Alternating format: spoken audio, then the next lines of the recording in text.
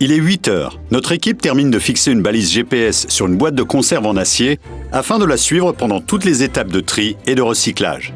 La balise est fixée sur la boîte. Elle est ensuite déposée dans le bac de tri. Les rippers récupèrent les emballages triés et embarquent notre boîte de conserve. Ils poursuivent leur tournée. Une fois leur collecte terminée, ils se dirigent vers le centre de tri à 15 km de là. Grâce à notre balise, nous la suivons à la trace. Le camion arrive dans le centre de tri. Les emballages collectés sont pesés, puis déchargés. Les emballages en acier sont séparés des autres emballages par magnétisme, grâce à un gros aimant. Les différents emballages en acier sont ainsi regroupés ensemble pour être compressés sous forme de paquets. Direction l'usine sidérurgique. Ici, les paquets d'acier sont pesés et contrôlés, puis stockés dans le parc à ferraille. Les emballages et la ferraille sont amenés à l'aciérie, où ils sont mélangés à la fonte en fusion dans un convertisseur.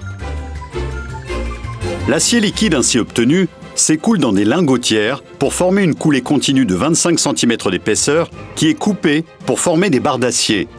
Elles sont ensuite laminées à chaud successivement pour réduire leur épaisseur jusqu'à 1 mm et être transformées en fonction du marché de destination, comme ici en bobine.